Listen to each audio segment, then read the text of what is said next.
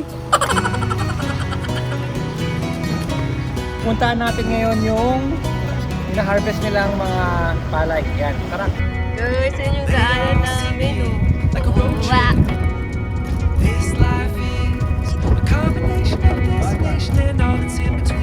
Hello mga kapilos, dito kami ngayon. Kailangan ng balance dito, guys. Daig pa nitong roller coaster, ah.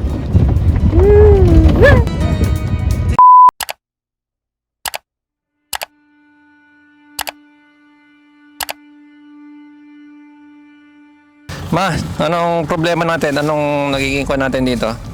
May konting problema kasi dapat hindi pa hina-harvest ito eh. Kaso may bagyo parating. Oo. Medyo maberde pa. Oo. Eh sayang naman kung hindi namin i-harvest, wala na kaming makuha. Mas marami. Pero kapag maberde na ganyan, mas mababa ang presyo. Medyo, halos 50 centavos ang mawawala. Ah, so mas mababa ang presyo mo. Mababa. Yung talaga raw, dumalakas dyan kaya ako magiging tuturo. Yan ang yung poporsyento. Si Kuya yung siya yung nagkuhan dito. Yan, si Kuya. Yan, siya yung nag-farm dito. Ituro ni Kuya pangalan sa Paul. So ano ma, mag-go ba tayo ngayon o ano? Baka mag-go kasi may parating nga na bagyo, sayang itong palay. So hindi mo na mahintay ng bukas? Hindi mo na mapapakinabangan. So hindi mo na mahintay yung bukas? Hindi na siguro. Kung ano kaya Kasi ano magdasal to, muna tayo. nag-pray na ako eh. Dapat pang 2 days, 3 days pa ito. Sana, kaso pagdating na bagyo. Dapat pala inintay mo na hanggang bukas pa. Kung umulan bukas, paano magre-repair kung umulan? Pag umulan at malakas ang hangin, dumapa. Pag dumapa ng ganyan, ilan yung nakakontrol sa ganyan? Baka 10% mawawala sa dapat na Ano yun, dahil nahuhulog yung palay? Hindi, medyo kaya sumasama na sa Putik. hindi, sa dayaming. Hindi na matutuyo yan. Okay. So mga philos, makita nyo yung sa likod natin na yellow na yan. Yan. I-harvest na siya.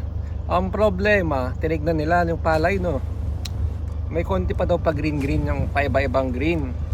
So ano yung dilemma nila kung i-harvest na today or hintayin pa ng konting araw. Siguro mga 2 days pa. Ang problema yung bagyo kasi parating na. So yun ang dilemma nila kung i-harvest na ngayon na may konting green or hintayin na lang mahinog pa ng konti. Kaso may bagyo na parating. So tignan natin kung mag-go sila today or hindi. Yan. Kaya ito rin. Hindi mo lang higit na yun. Sige, patitiya pa mo sa Paul. Kaya pala. Iginti kasulinaan. Ate pagnaan na kilipas na. Hindi may iwasan uti pa kayo. Tapos ko, nagdarasay. Lipas yung ata pagnaan. Alright. Pagkati signal na buro. Sa bilan. Pwede na ito. Hindi natin. Sige. Kasama ata pa. Yan, si Kuya Patring. Siya yung nagpa-farm dito. Ikaw, Marta, ano na pag-desisyonan? Siguro kung sa akin to, hintay ako ng isang araw. Tingin ko hintay pa ako ng isang araw, tapos talagang go na bukas. Pag umuulan, talo tayo. Talo tayo. Oh, yun nga, talo tayo. Panahon mo, nakikiramdam ka sa panahon. Presyo. Depende sa... Mami ka mga San Paul. Take a little time, but I'm gonna win. Hey,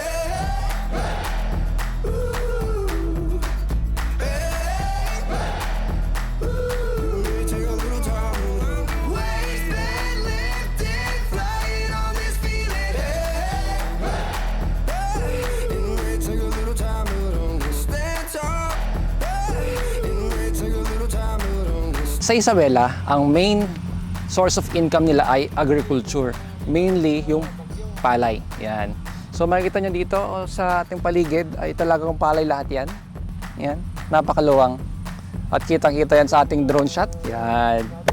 So yung nakikita nyo ngayon, yan ang latest way to harvest rice. Yung machine ay dinadaanan lang yung mga pananim mo and then ma-harvest na. Masaseparate na yung palay sa dayami at malalagay na yung palay mo sa sako. Tapos isasakay natin ang mga sako ng palay papunta sa truck. Yan. Pero kung mapapansin nyo sa harvest time natin, wala kayong masyadong nakitang mga kalabaw. Dati ang kalabaw ay may hila-hilang kariton at doon sinasakay ang mga sako ng palay. Pero ngayon mas napabilis na at gumagamit na lang tayo ng machine. Yan.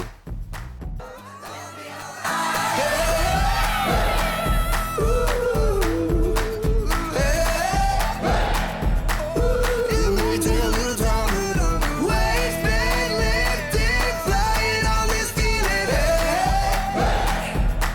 Wow! Time, but I'm gonna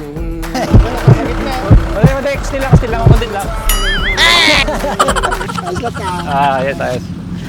Ikaw ang nakati man ng salita. Ha? Tagalog. Ha? Nakape ng Tagalog. Ay ba, isla jay. Na yun ang ti lokal. Isla jay. So kasama natin yung nag-farm dito sa atin. So, ano pong pangalan, kuya? Patring. Si Kuya Patring, ilang taon na po kayo nagtatrabaho sa farm? Dito kay papa mo? Mag 10 taon na. 10 taon na. Mga guys, tignan nyo, ang tagal na. Sa tingin mo, marami ba tayong maani ngayon? Kung hindi nakadapa, lampas area siguro. Ilan ba ang area nito? 4.2. 4.2. So normal yung average, isang hectare is ilang kaban? Kung pang area, sangdaan, isang tarya. Ganun. Sangdaan, isang hektarya mga philos, Kung yan. area, 420, gano'n. 420. Kung kasi nadapa, walang 420 ito, wala.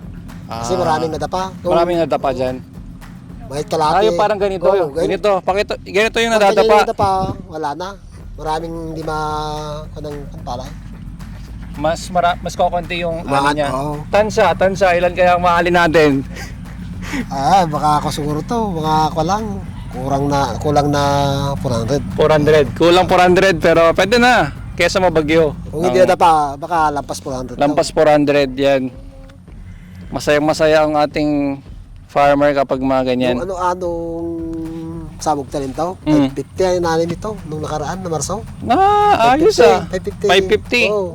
Lampas-lampas yung area niya, sobra. Oo. Kasi sabog talim yun, hindi talim. Sabog talim. So mas magandang sabog tanim. Oo, mas maganda. Dito sa December, sabog talim naman to. Ayos. Kailangan natin bumalik. Yung delikado, kaya madapa yung palay kasi yung insekto na susipsip sa loob ng palay sa kahoy niya, sa puno niya. Malambot yung yung puno niya, kaya duwa pa. Yun pala yun. Akala niya ulmog, yung mga insekto sa baba. May Yung may insect. brown leadhopper, ganun leadhopper, gano'n yung mga insekto sa loob. Akala ko mabigat yung palay. Kaya nadada pa lang Yan, hangin. mabigat, saka yung mahina yung Yung sa ilalim niya. Oo. Pero yung tsura maganda daw. Mm. Maganda talaga. Maganda yung yung butil niya. Pero unahin na lang yung yung mga nakatayo na reaper. Tapos yan na reaper rin, yung nakatapa. Para may hiwalay yung yung basa. Kasi basa yung nakadapa. So hindi pa siya matatapos ngayon? Baka Bukas? matapos siguro. Matapos. Pero itong mga Dulo na. oh. Thank you, Manang. ABS-CBN News. Marlon, ABS-CBN News. Sino sasagot? Anong dala mo? Ito si mama mo. Oh. Ikaw na, Anong sasagot natin? Ano bang tatanong nyo? Anong tatanong mo? So yan, nandito tayo kay Madam. Ito naman ang Madam natin dito. So tatanungin natin kung ilang beses ka mag-ani sa isang taon, Busing? 2 beses yan. 2 beses lang. December, taniman na naman. Tatanim na naman ng December. Yan. Oh. Mag-aani na naman ng March. hanggang April. Hanggang April. Tapos meron pa tayong dalang malunggay. Saan mo nakuha to? Sa kapitbahay. Kuha ko dun sa may ilog. Maganda ang buhay sa probinsya. Maraming gulay, maraming pagkain, maraming palay. Nabagyo na kayo dito man ng sobrang lalako. Yung talagang Konti na ani. konti lang. Hindi na bagyo, yung malamig, super malamig. Frost. 35 lang ang po. isang Isang ano po? Hektarya ka ba? Grabe. Kailan nangyari yun, ma? 2 to 3 years ago? Yun po yung pinakamalala, ma. 5 years. Ah, 5 years ago. Lang. Yun yung pinakamalala, ma. Eh di yung tahimik dito sa ano po, baryo, no? Kasi merong 10-wheeler sa atin. Eh, yung pinapa-repair namin doon, halos 10 hektarya. Opo. Hindi na puno. Hindi na puno. Ang ginawa, binaba. Binaba ang Siguro presyo. mga 200 plus lang yun kasi Opo. ang laman nun almost 600 eh. Ah, layo. Kasi dati More than kalahati ang nalugi, no? dati ganun ang Opo. nakukuha nila. Matindi. Apektado po yung buong economy ng barangay na. Kasi pati syempre yung mga business. Kasi sabi ko, bakit walang dumarating na palay? Eh ako nagpunta. Walang laman. Puro ipa. No. Oo, yung wala siyang laman. Oo, kasi malakas yung hangin. Hangin, oo. Tapos malamig. Pag buntis yung palay, medyo kwan yun, di ba? Buntis sa palay. Oo. Buntis yung palay, doon medyo sensitive. Ayan mga ka-philos, ngayon ko lang nakikita itong mga ganito na ibang-iba talaga siya na world.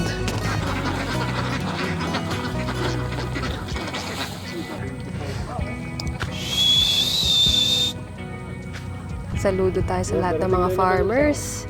Hirap ng ginagawa nila guys. Tirik na tirik yung araw. Tapos makakapagod na ang ginagawa nila guys. And lagi natin silang ipagdadasal guys. We pray sa good weather. Dahil importante yun sa mga farmers. Yung magandang panahon. Lalo na sa anihan. Kasi pinaghirapan nila to itanim. Hinintay nila to. And ayan, pag-pray natin sila guys. Lalo na kapag kumakain tayo, no? Kasi Yan, may parating na. rice yung lagi natin kinakain. So, pag kumakain kayo ng rice, pag-pray nyo ang weather, good weather para sa mga farmers natin.